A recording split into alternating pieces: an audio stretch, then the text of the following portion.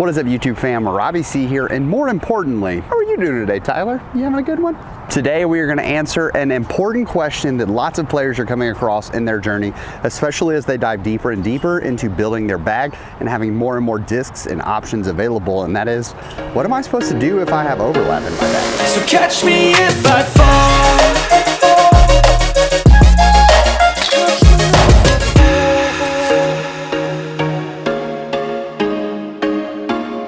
Now, what do we mean by overlap? There is a problem where you may have multiple discs in your bag that all try to accomplish the exact same thing. That means that there may be differences in their flight, but those differences can be so subtle that when you find yourself really out there on the course, maybe it's a 300-foot shot that has a slight bend off to the left, and as you look down in your bag, you have maybe 4 different discs that could accomplish that shot extremely well. How are you supposed to choose between them, and how are you supposed to know what the right choice is, or how many options should I actually have in my bag? These are all valid questions, and I want to introduce one of my favorite ways to sort of sift through the chaos that could become your bag right now, and that is the bracket challenge. I realize we've just come out of March, and March Madness always presents some fun challenges in its own for the basketball scene, but I believe a bracket challenge could be exactly what your bag needs in order to find its consistency out there on the course. So what does the bracket challenge mean? The bracket challenge is where you're going to lay out your bag and take discs sort of in a overstable to understable slot, and you're going to lay them all out and say, well, this shot is when I need this disc to go really far left, and this goes really straight, and this one goes really right. However, and lay your bag out from the slowest speeds all the way to the top speed. You can do this on a website like mydiscbag.com, but you can also just physically do it in your living room and lay all the discs out on the ground. Eventually, you're going to see some overlap, and you'll know this overlap because you probably see it while you're out there on the course. You may say, I need to throw a buzz here instead of my Texas Ranger, so not too sure. And when you just step up and decide to throw that buzz, it doesn't go according to plan, and you're like, I definitely should have thrown the Texas Ranger there. That's a bummer. So how are you supposed to decide which one actually needs to stay in the bag and which one needs to be thrown, or is there room for both? And that's where the bracket challenge comes into play. For the bracket challenge, you're going to separate your discs into conflict categories. So these can be where the overlap you see is the most in certain speeds and shot selections. For instance, today we're going to talk about 2 specific areas, and that is my drivers that have allowed a lot of moles to creep in. So one of my big overlap areas is the really understable side of things, where I have a DGA Sail, I have a Lone Star Tumbleweed, and then I have the Clash Wild Discs Honey. Now, flight numbers may not look like these would actually all stand competing with one another, but because flight numbers are not regulated, especially across manufacturers, you can't really trust the consistency of them, so you kind of just have to throw them and feel them out on their own. Once you have your target area focused, you're going to take all of those discs out, as well as some putters, and that's all you're really going to take to the course. Because I like having my water and my accoutrement with me, I definitely have my whole bag, but really you just need the focus discs and your putting putters. Now what you're going to do is you're going to take all of these options to the course. You're going to play a full round of 18 with these discs, throwing every single disc on every single hole and playing them all the way out, because you're going to come across a variety of shot shapes and options that you have to throw, and so having the multitude of discs that you're throwing over and over again is really going to let you know what you're comfortable with and what you're uncomfortable with, as well as what mold or disc you are most consistent with.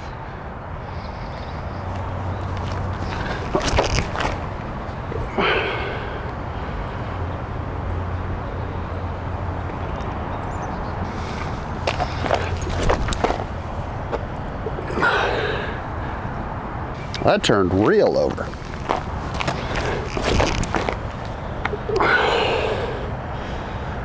We tried to turn that one over. And it's gonna get down the hill? Yeah, keep going, buddy. That's impressive, okay.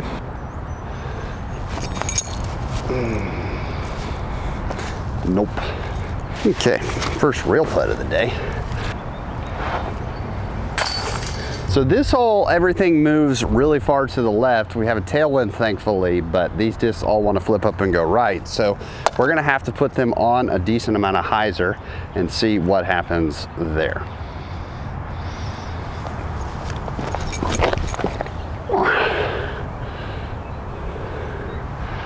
Okay, that was our most stable option. So we're gonna have to put them on some real hyzer. That was the honey.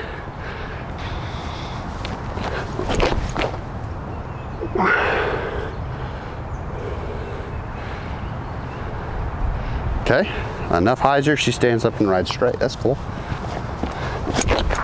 Oh, nope, that was bad. That was a soft release, so we didn't really get a good look on that one. Tumbleweed is flippy, but when you don't throw it well, it's not as flippy as you would think. Now, another important facet about this challenge is that if I was playing with my full bag, I would probably take a polecat or something from here, throw it up, let that be my approach and go, okay, cool, call it even. But this isn't about dialing in your approach game during this. This is about feeling out what shots can I actually throw with these discs. So you're gonna wanna do your approaches and basically try to just leave the putting to the putters that you brought. Everything else you're trying to dial in and see what you can do with those discs. Whew. Just outside the circle, little uphill. There it is. There it is, come on. Okay, so these approaches are not bad from the different discs. In fact, the tumbleweed's actually a little closer than the polecat is. There's honey. Yeah, this was polecat coming in, getting a lot of ground action. And then the tumbleweed over her doing its thing. Bang. So as you continue to go through this journey, you're gonna find certain ones that feel better or have certain standout capabilities. This hole's going down to the right, which would be perfect for these types of discs. So hopefully we'll get to showcase these and get out of the way.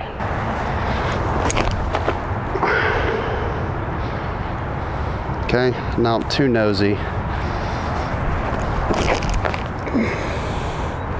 Yep, we definitely got over on that one more. Okay. Oh no, there it is. Okay.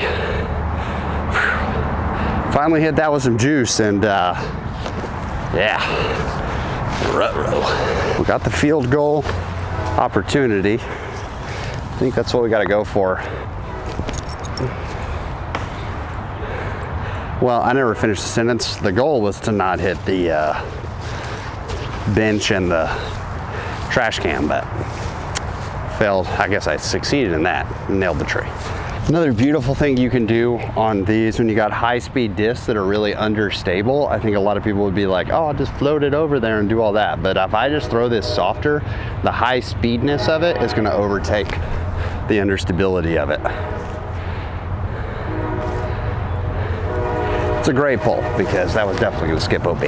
Here, I think I don't want to come in on this angle because it's going to hit and roll. So we're going to try to go up and around and try to hyzer it in.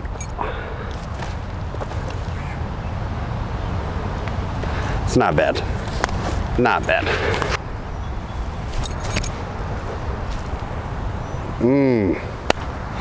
Okay, so it's an important thing to note because we're a few holes in at this point. So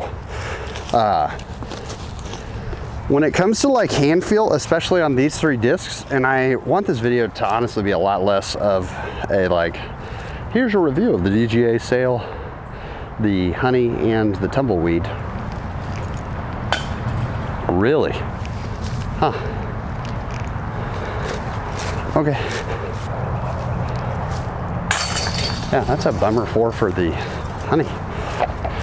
Boop. Well, we're all spread out by 2 strokes between the leader and the first place. Yeah, so I want this to be a lot less of a video like kind of reviewing these discs and a lot more of showcasing. We've had 3 different holes, 3 very different shots required on them. So we start looking at, as we move through the course, what do I like about these discs?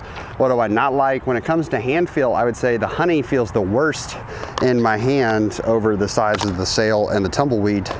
I really like how the tumbleweed feels. This is probably my favorite plastic of the 3 with this Bravo plastic, but also I'm having the most inconsistent time with this. Haven't really gotten a great shot out of it yet, and so that's where you kind of just have to make the decision when you're playing of, are there discs that you have in your bag that you really like, how they look, how they feel, but you don't throw them well? Because if that's the case, probably needs to come out of the bag and be replaced by something else, but who knows, maybe there's a disc that doesn't feel that great, but maybe you throw it really well.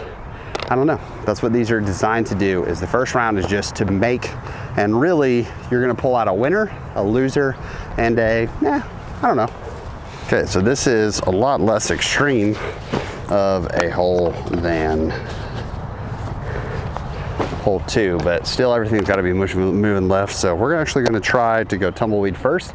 Another thing to make sure is I have been kind of playing this as the discs have performed, but you also want to make sure that you're like rotating, so it's just not like, oh, tumbleweed's coming last off the tee every single time. But this is where the mental shift really has to come into play, because I'm just not throwing that tumbleweed well, so I'm stepping up to tee shots like, what are you going to do wrong this time? And it's not the disc fault. I'm the one throwing it poorly. That's better. Interesting. Okay. Interesting. I will just say, as poorly as this is feeling for the old tumbleweed, it could be a whole lot worse if it kept finding OB. Or you're not gonna make it. Okay. Woo. Woo.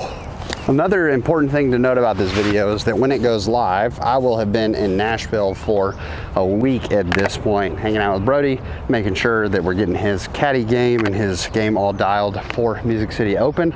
But when I got back from my Boston trip, I immediately had to take my car that had been in the shop for 5 weeks and put it back in the shop to fix something else that went wrong with the car. Hashtag don't ever buy a Jeep Renegade. And so because of that, a lot of the form work and stuff that we did working with Strauss, trying to get everything dialed, I've immediately kind of like lost some of it, and a lot of this feels inconsistent and all of that because, yeah, I haven't had a chance to get to the course very much because I just literally haven't had a car. Oh, that was good. I like that. I like that too. So I can't really blame the results of this very much on the disc, much more that these discs are walking into a blender that is currently the combobulation of my form, and I'm really just focusing on still trying to get that release and that hit and that hard snap. So it's just a time, y'all. Once again, we're not watching the play of this. It just comes down to the heart. Tumbleweed and the sail or tap ins.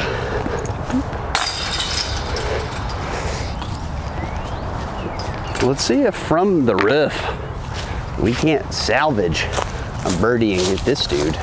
Here we go. Oh. Yeah, gotta try to put it on Anheuser, but you gotta flirt with the ceiling, and when you flirt with the ceiling, it's gonna pop it down to flat, which is gonna push it out of the ante. So grip it hard. Boom.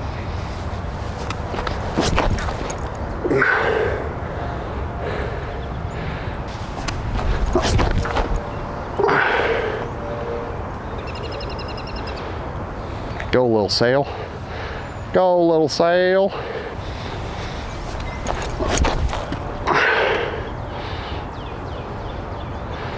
Okay. That was okay. Okay, so basket is tucked behind that tree up there. I can see it from this side, but this is where we're gonna have to really trust our forehand because we cannot save it if it goes over that fence.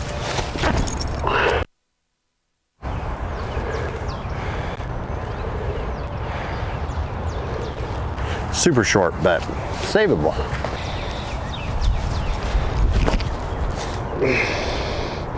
That's so rude, tree. That's so rude. You're so lame.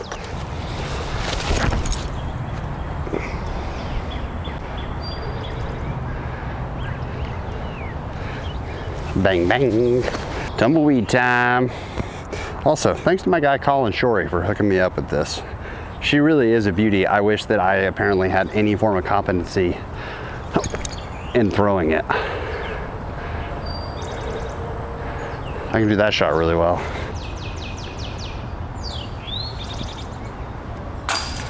Yup. Yeah. Tumbleweeds. Tapping in for its 4. Gotta get the straddle back. There you go. There you go, Mr. Sail. Eventually you're gonna get to the end of 18 and you're gonna have some pretty solid decisions made on which discs you like, which discs are the winners, which ones are the losers, that. So for instance, if I was ranking these, I would say the Sail is definitely the winner for me, so it's going in the winners column. I'm putting the Honey in the intermediate column, and I'm putting the Tumbleweed, sadly, in the losers column, just in terms of how I'm throwing them, how I'm hitting them consistently, and where I feel like I can get the best results while I'm out there on the course. But this is a bracket challenge, so this is only matchup 1 of several that we're going to need to do if we want to eliminate the overlap in our bag. Such as another matchup battle that I know I have overlap with in my bag is I currently have 3 chargers in the bag. I've got the new Halo charger, I've got a Star charger, and I've got a G-Star charger as well. I love the charger. I think it's a fantastic disc, but I'm not really sure that I have to have all 3 of these in my bag. So I would go out to the course with my chargers and my putters, and I would do another round of 18, trying to sort out a winner, a loser, and an intermediate person. There we go. Star.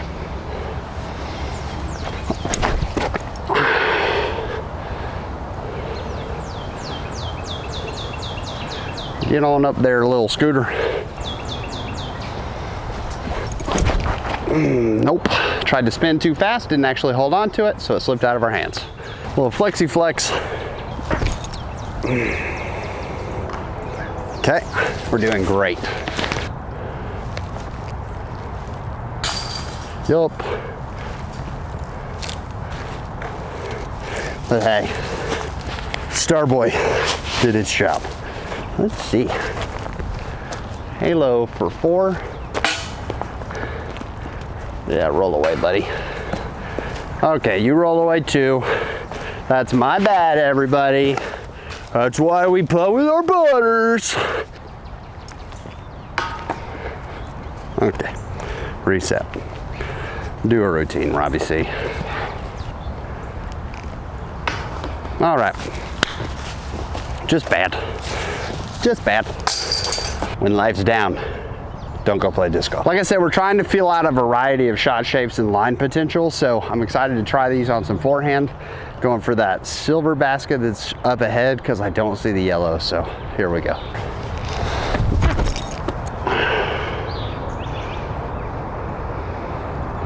Oh, so small.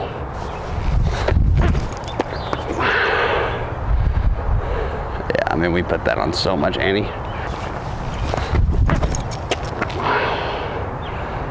We put that on so much Annie.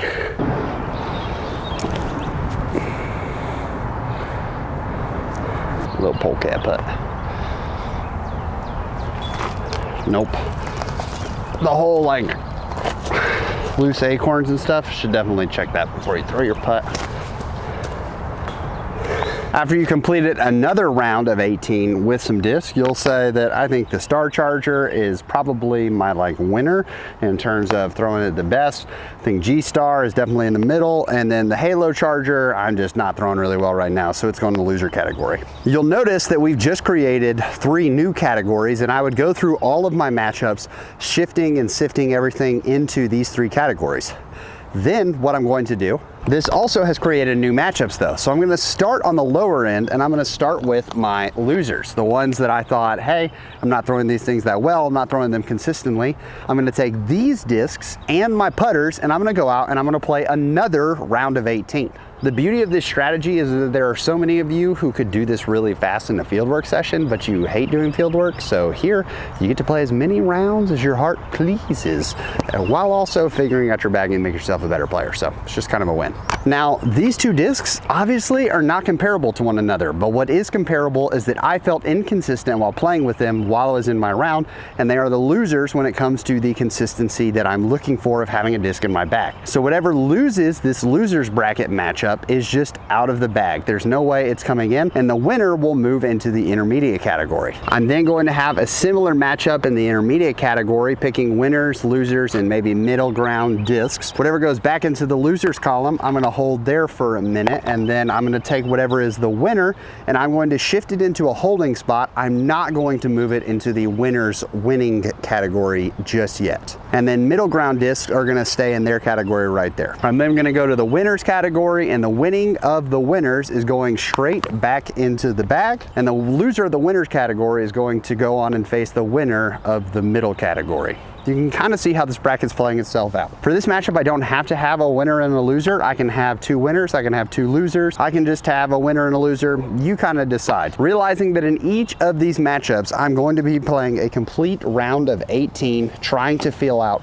what discs are actually making the bag and which discs are moving out. But as you continue to do these comparisons, you're going to find discs that you really love and you can throw really well. You're going to find discs that you really don't throw that well, that you think you should love, and they do need to just get out of the bag. Hopefully this is going to eliminate some of the overlap, and you may even find molds that you're like, hey, I throw this shot really well. I wish that it could do this because I kept trying to make it do this during these lines when I kept playing rounds with it, and I just wasn't quite able to do so. And in which case you can look at getting that mold in a different amount of plastics, which should open up the shot options that that mold provides for you, because you're going to have a little more room in your bag because you've gone through and eliminated some stuff. Now, is this a foolproof method?